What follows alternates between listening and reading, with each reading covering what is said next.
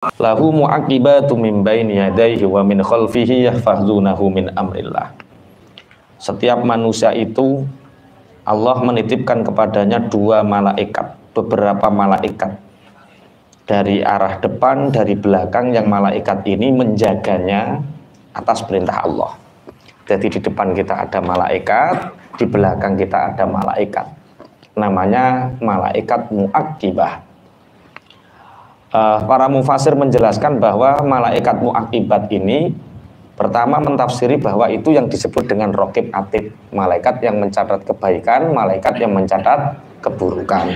Ini pun perlu jelaskan. Ada yang mengatakan bahwa mu'aqibat itu malaikat yang menjaga setiap panca indera. Jadi jumlahnya mulanya banyak, mu'aqibat, beberapa malaikat. Di mata kita ada malaikat, di pergelangan tangan kita ada malaikat, di mulut kita ada malaikat, di kuping kita ada malaikat. Jadi setiap panca indera manusia ini ada malaikat yang menjaga. Innallaha la yughayyiru ma biqaumin hatta yughayyiru ma bi anfusihim. Sungguh Allah tidak merubah sebuah kaum kecuali atau sampai mereka merubah nasib mereka sendiri. Jadi Allah tidak akan merubah keadaan seseorang kalau dia tidak mau merubah dirinya sendiri. Niki pun kula terangaken, sing kula terangaken wa idza aradallah niki. Wa idza aradallahu biqaumin su'an fala maraddalah. Ketika Allah menghendaki sebuah kaum itu dikehendaki oleh Allah keburukan, fala maraddalah, maka tidak akan ada yang bisa menolaknya. Wa ma lahum min dunihi min wal, maka bagi mereka selain Allah tidak ada yang bisa menolong. Jadi manusia atau kaum itu oleh Allah dikehendaki dua hal. Ada yang dikehendaki baik, ada yang dikehendaki buruk. Ada yang dikehendaki dengan penuh kebaikan dan ada yang dikehendaki dengan penuh keburukan. Lah masing-masing ada tanda. Kalau Allah menghendaki seseorang atau menghendaki kaum itu dengan keburukan, maka tidak ada yang bisa menolak. Kalau Allah menghendaki seseorang dengan kebaikan, maka juga tidak bisa menolak. Dan kita mengharapkan semoga kita bagian termasuk orang-orang yang dikehendaki penuh kebaikan oleh Allah. Allahumma amin. Karena sekali Allah menghendaki keburukan, maka tidak ada yang bisa menolong. Lah, semua itu punya indikasi. Seseorang yang dikehendaki oleh Allah penuh dengan kebaikan ada indikasi. Seseorang yang dikehendaki oleh Allah dengan keburukan itu ada indikasi. Indikasinya dua.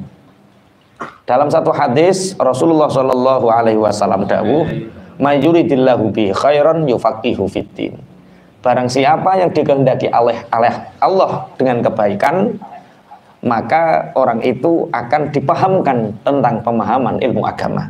Siji tanda-tandane wong sing dikarepno apik, dikersano oleh Allah kebaikan, dia seneng ngaji, dia seneng mempelajari hukum-hukumnya Gusti Allah, itu satu. Yang kedua, indikasi yang kedua, iki sampean paling gak cocok ya. May yuridillahu bi khairan yusibhu minhu. Siapa yang dikehendaki oleh Allah dengan kebaikan, dia akan diuji dengan banyak ujian. Ketoke gak patek cocok sing nomor loro ki sampean. Jadi iya, anggitmu kan kowe kon urip penak terus ngono to. Sampean gak ngerti bahwa ujian itu salah satu indikasi kamu dikehendaki oleh Allah dengan kebaikan. Lah carane piye? Dua hal ini harus sinkron. Orang kenapa yang pertama Kanjeng Nabi dawuh may yuridillahu bi khairan yufaqihu fiddin. Siapa yang dikehendaki oleh Allah kebaikan untuknya, maka dia akan dipahamkan bersungguh-sungguh di dalam mempelajari ilmu agama. Cara mempelajari ilmu agama saya gini jenenge apa? Ngaji. Pokoknya wong kok gelem ngaji, urepe apik. Kuncine niku, wong kok gelem ngaji, urepe apik, kehidupane apik, pemikirane apik, kehidupane apik. Pokoknya wong kok gelem ngaji akan berbarengan dengan banyak kebaikan. Lah setelah itu oleh Allah diuji. Wong kepenak men, wong ape naik kelas kok ora diuji, pasti diuji. Ada orang diuji keluarganya bahagia, ma'isyahnya mudah, tapi sakit-sakitan. Ada orang ma'isyahnya mudah, sehat, tapi bojone gampang pure, mutungan. Ada orang banyak, pokoknya musibah itu banyak. Lah, siapa yang dikehendaki oleh Allah dirinya dengan kebaikan, maka dia akan diuji. Ujian musibah bagi orang yang ngaji itu banyak hikmah. Seneng dia diuji itu. Tahu ini ujian, seneng. Jadi contoh misalnya, bagi orang yang ngaji dan tidak ngaji, misal sampai duwe mobil, seret, tahu-tahu ada orang mancing guyon karo koncone numpak sepeda motor di belakang mobil sampean, nabrak brek, mobil sampean kempot, terus montore wong yang menentok, ki cara sampean, mobil sampean kempot, mobil apa kira-kira? Lah nek L300 ya ora lah, L300 dilasno kene. Sing larang. Innova, Rebon ya. Ya Rebon. Innova Rebon, terus ana bocah mancing guyon. Bawareng lampu merah kan mendek, bocah mancing ora ngerti nek mendek nabrak bruk.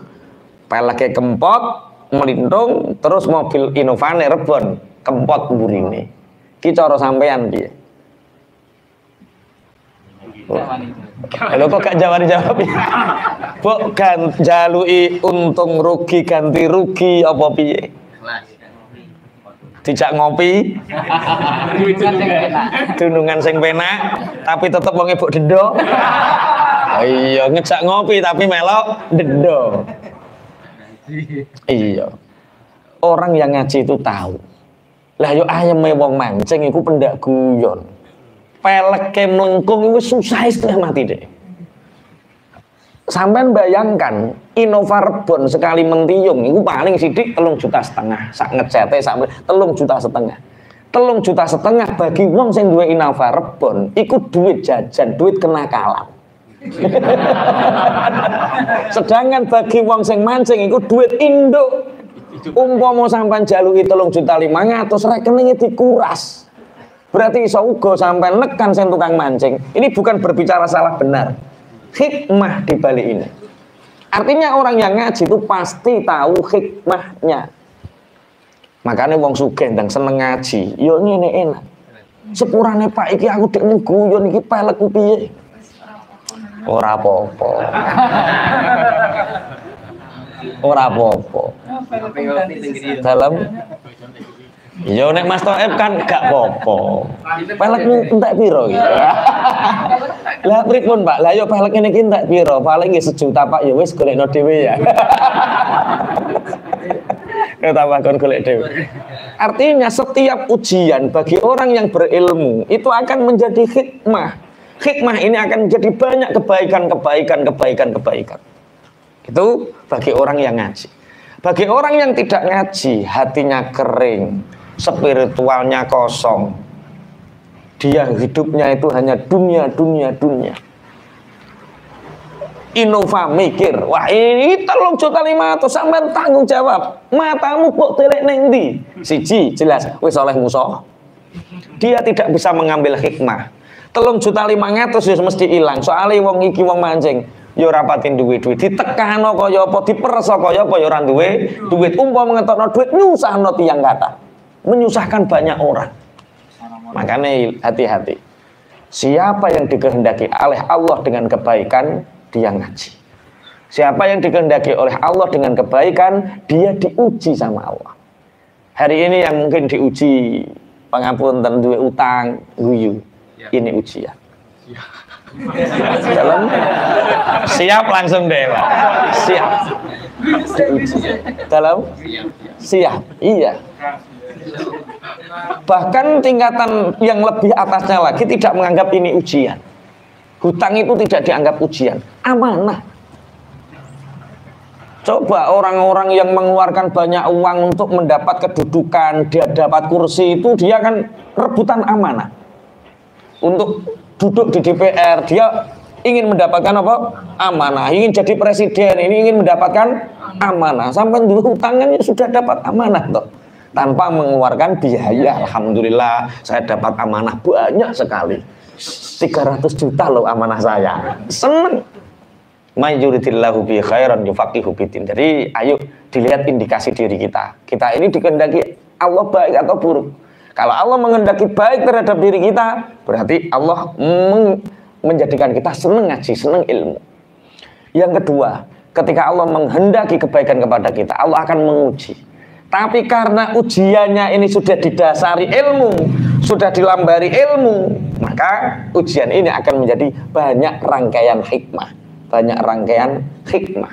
Sehingga orang yang berilmu senang ngaji itu dengan banyaknya ujian dia enjoy, nyantai. Ketoke masalahnya akeh tapi dia gak kroso nek masalahnya akeh nyantai. Karena dia isyq billah, dia nyaman dengan Allah. Dia tahu bahwa yang menolong itu tidak lain, pasti Allah. Jadi nyaman. Mulane penak wong ditakdir ngaji, Masya Allah enak.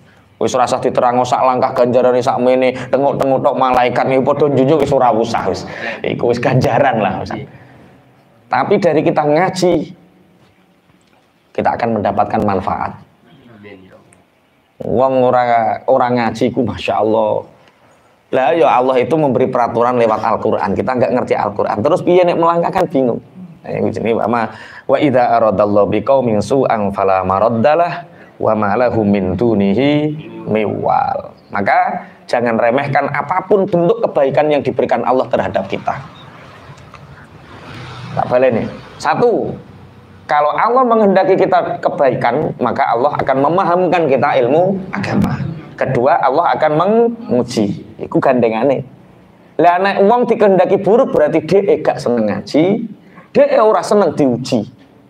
Kalau kalau seseorang sudah tidak senang diuji, pasti yang ada amarah, nafsu, muring-muring, karena dia benci. Diuji itu benci. Ada orang bawa uang panenan 15 juta jatuh di tengah jalan. Bagi orang yang tidak senang diuji, semua disalahkan. Paklik disalahkan, ini paling sing nyantet iki sampai ceblok aku railing. Sing kae koncoku iri, sing banyak yang disalahkan. Karena apa? Dia tidak senang diuji. Ketika orang ngerti ilmu agama, duit 15 juta ceblok, pelek teko omah ilang Bu. Ya gak apa-apa Pak. Gusti Allah seneng karo awake dikongkon golekneh supaya awake iki luwih semangat. Masya Allah. Lah yo ndai duwe bojo ngono ya. Wong modele ora patek pede, bojone gak patek pede. Makanya kalau ada seorang istri melakukan kesalahan dan dia meminta maaf dulu, itu bukan manusia. Itu bidadari. Walah top iku wisan. Jadi bojomu salah, terus njaluk sepuro dhisik. Bojomu iku dudu wong wisan. Widodari wisan. Keren. Makanya ngaji karo bojo iku enak. Pun. Jadi jangan pernah meremehkan kebaikan sekecil apapun. Karena kadang yang kebaikan yang kecil itu ikhlas dan kita dengan keikhlasan kecil itu akan numpuk-numpuk semakin besar. Air putih, ini air putih. Di sini ada Fanta, di sini ada es degan, di sini ada apa es jenenge? Es campur. Di sini ada es pokoknya es yang mewah-mewah, di sini ada air putih. Adakah orang yang milih air putih ini? Yang melirik air putih ini ada nggak? Nggak ada. Ada yang milih es campur, ada yang milih Fanta, ada. Karena apa? Dia dianggap remeh. Tapi air putih ini akan sangat berharga, akan sangat berarti bagi seseorang yang sedang kehausan dan seandainya tidak ada air putih dia mati. Itulah kebaikan. Kadang Allah menghendaki kita kebaikan yang tidak spektakuler, syukuri. Siapa tahu dari kebaikan yang kecil ini kita menjadi ikhlas dan sangat berarti bagi kita nanti di mahsyar. Allahumma amin. Ojo anggap terus sing umroh keren, sing haji keren, sing anu keren, sing sedekah atus-atusan juta keren. Enggak. Kadang-kadang kita duduk di majlis taklim ini keren banget.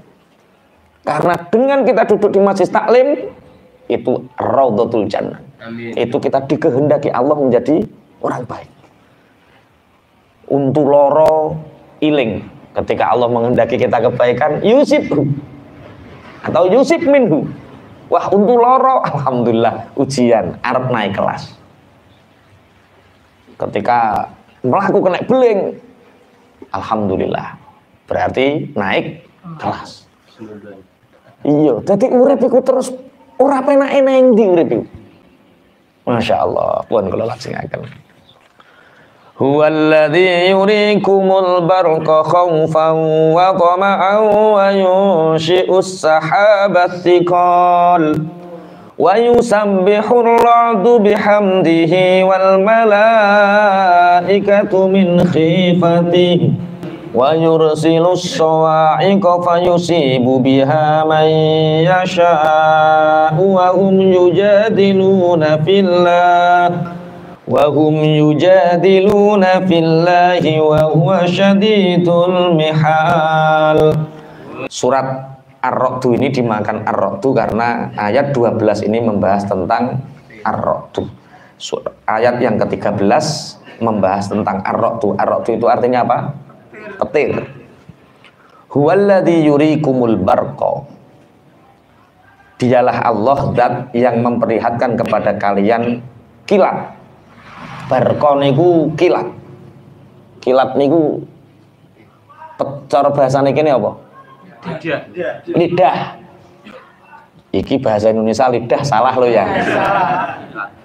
Bahasa Indonesiane ya kilat lah, kilat. Nek bahasa Jawane lidah. Dialah Allah yang memperlihatkan kepada kalian kilat. Ketika melihat kilat ada rasa takut. Di samping ada rasa takut juga ada harapan. Rindu adanya kilat. Kemarau sudah beberapa tahun kita mengharapkan adanya geluduk, kilat, hujan. Tapi ketika ada kilat, maka ada rasa takut. Wa yunshi'us sahabat thiqal, dan Allah lah yang menumbuhkan uap menjadi mega, menjadi mendung, menjadi berat, dan turunlah hujan. Ada yang di sini ahli alam. Nah, sing ahli alam nerangno ki iso. Jadi dari ayat ini sudah sangat jelas sekali bahwa ternyata petir, lidah, kilat, petir, hujan itu sesuatu yang saling keterkaitan antara satu dengan yang lain. Maka para ilmuwan bisa menemukan dari ayat ini berbagai macam ilmu. Termasuk kenapa di sini ada rasa khauf. Huwallazi yurikumul barqa khaufa. Allah yang memperlihatkan kepada kalian kilat, yang kilat itu kalian takut dekat. Karena manusia sak bodoh-bodoh ini menungso iku ngerti. Nek ono kilat biar. Disitu ada muatan listrik yang besar. Ada apa? Muatan listrik. Wedi. Tapi di samping wedi yo arep-arep ya ketika kemarau panjang kita juga mengharapkan hujan, dan hujan itu pasti diawali dengan apa? Ojo petir dhisik to kilat to. Sak terek petir dhisik to kilat dhisik? Kilat dulu ya, kilat dulu baru petir. Lah, ternyata petir kilat itu punya dampak manfaat yang luar biasa terhadap keberlangsungan alam ini. Satu, di beberapa tafsir dijelaskan bahwa satu, kilat atau petir ini mempunyai muatan listrik. Yang listrik atau muatan listrik ini jumlahnya 150.000 napa nek ngarani kilometer kecepatannya per detik. Ora per jam loh. 150.000 kilometer per detik kecepatannya petir. Berarti cara sampean menghindar iso ora? Terus sampean ngamalno hisib saifi nek ning petir ape cekel. Hisib saifi terus iso nyakel petir. Ya ora apa-apa nek sampean mampu. Ya ada orang yang punya karomah seperti itu, ada. Tapi bukan keris yang mengandung petir loh ya. Keris petir. Keris petir belinya di Shopee. Jadi kecepatan petir itu 150.000 kilometer per detik. Nek volt listrik ini apa wi? Watt. Nek ngene iki pirang volt ngene iki? Volt ini watt wi ya? 220 volt. Lah, petir itu mengandung sekitar 1 juta volt per detik. Cas. Wih, cara bayang nih. Lah, untuk apa itu semua? Ternyata di samping ada rasa takut karena ada muatan petirnya, wa tama'a, dan diharapkan. Karena ternyata kilat, petir itu memuat nitrogen. Sing nitrogen ini bermanfaat untuk tumbuh-tumbuhan. Mane jere wong tua-tua biyen. Nek ana lidah panggoke ning ndi, di sekitar situ pasti banyak tumbuh jamur barat. Oh piye? Terus kok inter ngono ya? Wah, itu terus semengane golek jamur barat. Ahli jamur. Jadi biar di mana di situ kena biar lidah itu di situ mudah sekali tumbuh sing jenenge jamur barat. Oh ternyata 4/5 nitrogen di dunia ini dibawa bersamaan dengan turunnya petir dan kilat. Mulane bahasane berapa? Khaufau wa tama'a. Dialah Allah yang memperlihatkan kepada kalian kilat, yang kilat petir ini kalian takut karena di situ ada muatan listriknya. Tapi kalian harapkan karena petir kilat ini membawa dampak kesuburan untuk alam ini. Yo diarep-arep, yo diwedeni. Iku petir. Wa yunsi'us sahabat thiqal. Dan Allah yang menumbuhkan, memunculkan air menjadi uap. Uap kemudian menjadi apa? Mega. Mega dulu, terus mendung, terus akhirnya jadi minuman mega mendung. Mega terus mendung, setelah mendung menjadi berat, kemudian turunlah hujan setelah sekian. Itu dengan ukuran takaran yang akurat, tanpa genggaman Allah dan tanpa campur tangan Allah, mustahil itu semua terjadi. Orang bisa mengukur tingkat keasaman sekian. Dulu sering yo Malaysia karo Singapura plepeken perkara wong Kalimantan bakar apa itu? Lahan, hutan. Itu apa yang dilakukan pemerintah? Berapa pesawat terbang gowo garam gowo apa untuk hujan? Ya ternyata tidak juga sih. Memang di mana jatuhnya hujan dan tertundanya hujan itu semua ditakdirkan oleh Allah Subhanahu wa taala. Penak kok dadi wong Islam. Kemudian wa yusabbihur ra'du bihamdih wal malaikatu min khifatih. Petir, gluduk itu bertasbih kepada Allah dengan segala tasbihnya, dengan segala pujian bagi Allah. Wal malaikatu min khifatih, dan malaikat juga memuji kepada Allah karena takut kepada Allah. Ayat yang ke-13 ini asbabun nuzulnya.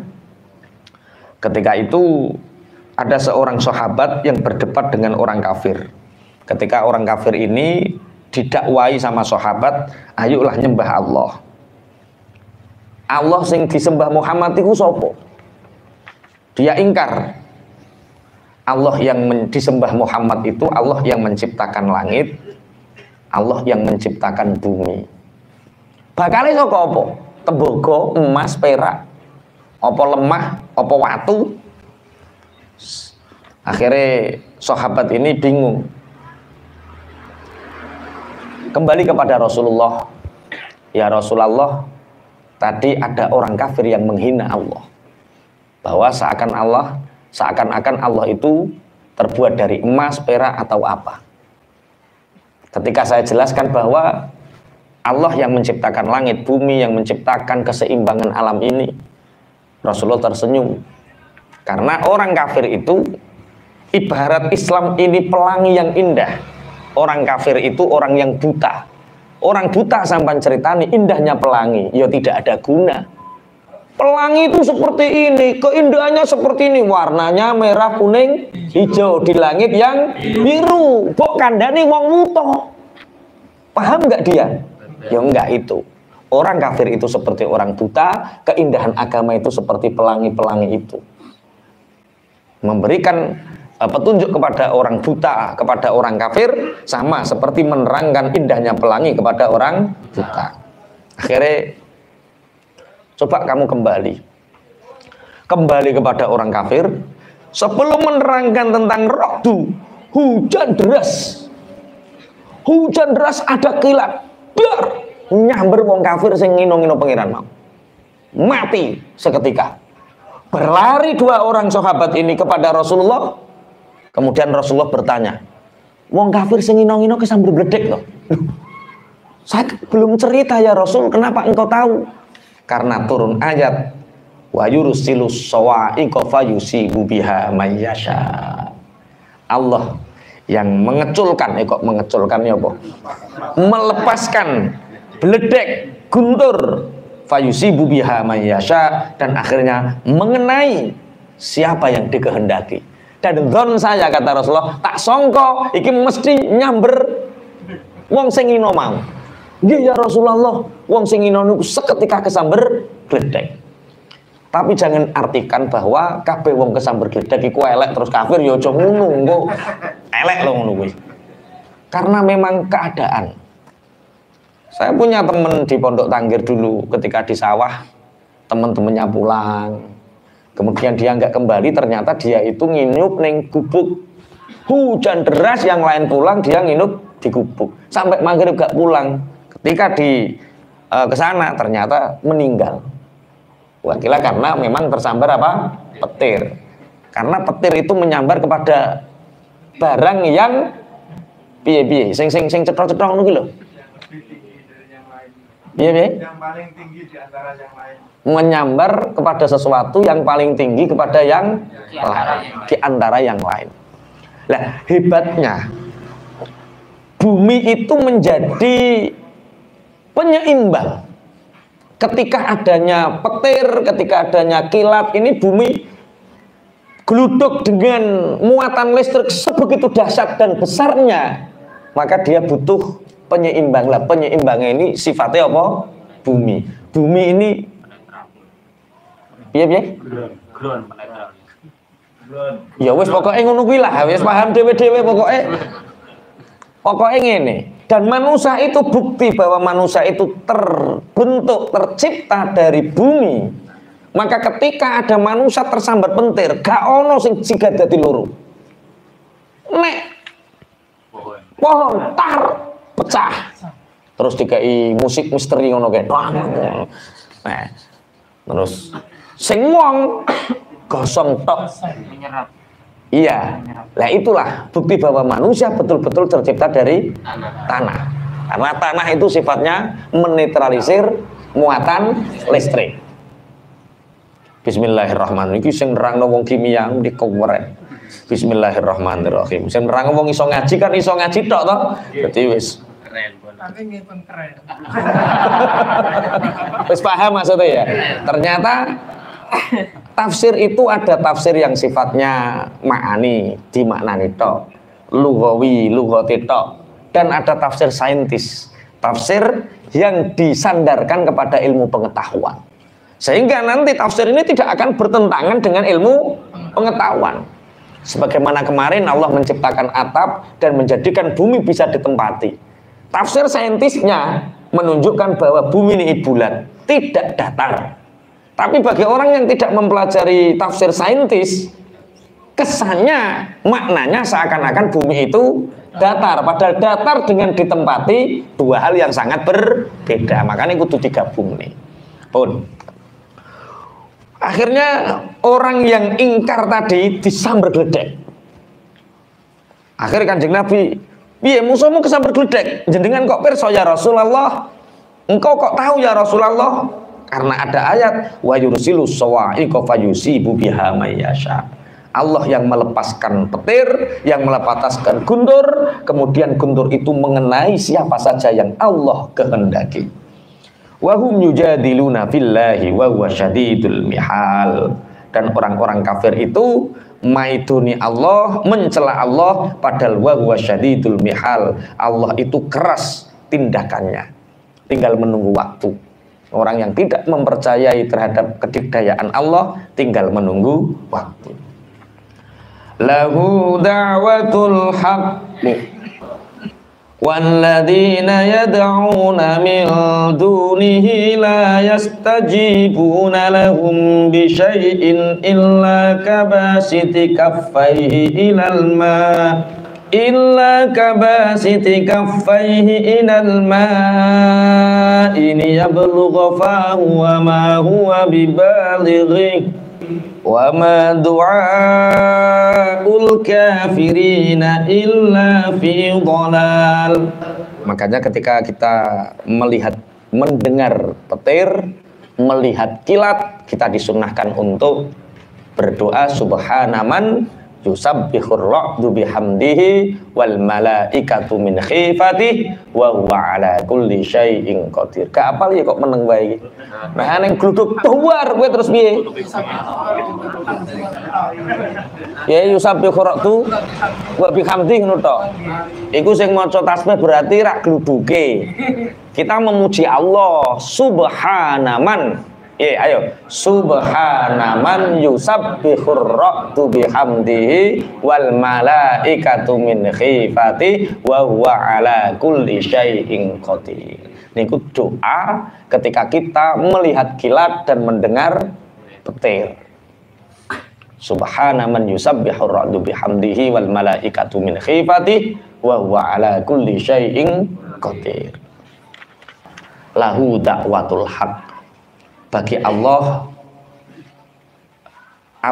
mengajak kepada kebenaran. Jadi ketika kita mengikuti perintah-perintahnya Allah, berarti kita berada di jalur kebenaran. Kemudian walladzina yad'una min dunihi la yastajibuna lahum bisyai'in. Berhala-berhala yang disembah oleh orang-orang kafir itu tidak bisa mengabulkan apapun dari yang mereka minta. Seperti orang yang menengadahkan tangan mengharapkan air yang ada di bawah langsung ke atas sampai kepada mulutnya. Artinya itu mustahilat, sesuatu yang tidak mungkin terjadi. Berarti orang-orang kafir menyembah berhala itu menyembah sesuatu yang tidak hakikatnya terjadi. Karena batu selamanya batu. Tidak ada Tuhan selain Allah, kata siapa? Itu berhala Tuhan. Itu bukan Tuhan. Itu batu yang dianggap Tuhan. Tuhan dengan anggapan itu beda. Gerumbul itu rak Tuhan. Itu bukan Tuhan. Itu batu atau pohon yang dianggap Tuhan. Maka hakikatnya orang-orang kafir itu tidak menyembah Tuhan. Mereka hanya menyembah batu dianggap Tuhan. Maka mereka meminta apapun tidak akan pernah bisa dikabulkan, seperti orang yang menengadahkan tangan, mulutnya terbuka, air sedangkan ada di bawah. Illa kabasiti kaffai ilal ma'i liyablughahu fa huwa ma huwa bibalighi. Dan itu tidak akan pernah sampai. Wa ma du'aul kafirina illa fi dhalal. Orang-orang kafir menyembah berhala itu tidak ada kecuali hanya kesesatan. Orang-orang menyembah berhala atau orang-orang yang menyembah selain Allah itu tidak ada bagi mereka kecuali hanya kesesatan. Makanya beruntung kula jenengan sedaya ditakdir oleh Allah duwe iman itu beruntung sekali. Makanya Nabi Musa niku pernah dalam satu hadis diceritakan Nabi Musa niki ngerayu Allah, ya Rabbi alimni syai'an adzkuruka. Ya Rabb, ajarkan aku sesuatu yang aku bisa berzikir kepadamu. Faqala qul la ilaha illallah. Hai Nabi Musa, kowe nek kepingin zikir, zikir la ilaha illallah. Nabi Musa jawab, ya Rabbi, kullu ibadika yaqulu hadza. Ya Allah, semua hambamu berzikir dengan zikir ini. Kula sing spesial ngono lho, aja sing la ilaha illallah. Kula nyuwun sing khusus kangge kula. Nabi Musa jawab, innama uridu syai'an takhussuni bihi. Kula niku mengharapkan ya Rabb, engkau memberi aku zikir yang khusus hanya kepadaku, tidak untuk yang lain. Sedangkan hamba-hambamu yang lain berzikir piye? La ilaha illallah. Faqala ya Musa, lau anna samawati sab'a wa amirahunna ghairi wal ardina sab'a ja'alta fi kaffatin wa la ilaha illallah fi kaffatin lamalat bihinna la ilaha illallah. Hai Musa, kalimah la ilaha illallah tauhid itu seandainya engkau jadikan dua timbangan, yang satu ini timbangan kebaikan, seluruh kebaikan langit, kebaikan penduduk langit dan kebaikan penduduk bumi di satu sisi, dan satu sisinya ucapan la ilaha illallah. Maka ketika ditimbang dua kebaikan penduduk langit dan bumi dan la ilaha illallah, maka kalimah la ilaha illallah ini akan lebih berat timbangannya. Meneng Nabi Musa. Mulane wonten ucapan afdhul zikri la ilaha illallah. Ucapan yang terbaik, zikir yang terbaik yaitu la ilaha illallah. Makanya Abu Bakar As-Siddiq radhiyallahu anhu niki selalu mewasiatkan apa yang diwasiatkan Rasulullah sallallahu alaihi wasallam. Alaikum bila ilaha illallah wal istighfar. Selalukanlah untuk berzikir la ilaha illallah dan beristighfar. Istighfar niku astagfirullahalazim, astagfirullahalazim. Selalukanlah untuk seperti itu, kata Abu Bakar kepada anak-anaknya, dan Abu Bakar mendengar ini dari Rasulullah Shallallahu Alaihi Wasallam. Karena iblis itu pernah mengatakan, ahlaktun nasa bidzunub wa ahlakuni bila ilaha illallah wal istighfar. Karena iblis itu mengatakan, manusia-manusia itu aku jerumuskan mereka, aku hancurkan mereka dengan dosa-dosa mereka. Tapi banyak manusia yang menghancurkanku sebelum aku menggodanya. Bagaimana cara manusia menghancurkan iblis? Wa ahlakuni bila ilaha illallah wal istighfar. Manusia-manusia itu menghancurkanku, mengalahkanku dengan la ilaha illallah dan istighfar. Maka falamma ra'aitu dzalika ahlaktuhum bil ahwa. Maka ketika mereka bisa mengalahkan aku dengan la ilaha illallah, maka aku akan menghancurkan mereka dengan hawa nafsunya. Wa hum yahsabuna annahum yuhtadun. Jadi setan ngalah ke kita nganggo maksiat, dosa. Akhirnya kita merasa orang buruk. Setelah itu kita beristighfar, astagfirullah, astagfirullah, astagfirullah, astagfirullah. La ilaha illallah, la ilaha illallah. Setelah kita beristighfar dan membaca la ilaha illallah, setan kalah. Tapi kita kadang lemah. Ketika setan lari terbirit-birit ini, karena kita ahli zikir, kita sok. Akhirnya setan punya celah. Dikipasi hati ini. Ora ana wong apik kaya kowe. Ora ana wong hebat kaya kowe. Dosamu wis ora duwe, awakmu wong sing penduduk swarga, liyane neraka kabeh. Lah akhirnya wong ngene iki ahli zikir tapi terus ndeleming. Mereka orang yang ahli zikir dikalahkan dengan hawa nafsunya. Makanya walaupun kita ahli zikir la ilaha illallah dan istighfar, jangan anggap zikir itu membersihkan kita dan kita paling apik dibanding wong liya. Jadi ngene, setan ngalahke kita nganggo dosa. Terus awake menyesal. Kemudian beristighfar. Setelah beristighfar dan la ilaha illallah, setan kalah. Bareng setan kalah, awake terus sok merasa suci. Lah akhirnya sok merasa suci ki setan menang maneh. Nah, sekarang ini pertarungan kita dengan setan. Nanti siapa yang menang, siapa yang kalah. Bismillahirrahmanirrahim.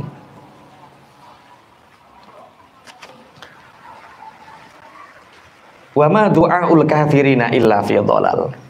Orang-orang kafir itu tidak mengajak atau tidak menyembah kecuali dalam kesesatan. Makanya beruntung kita mempunyai agama tauhid, agama yang mengesahkan Allah la ilaha illallah.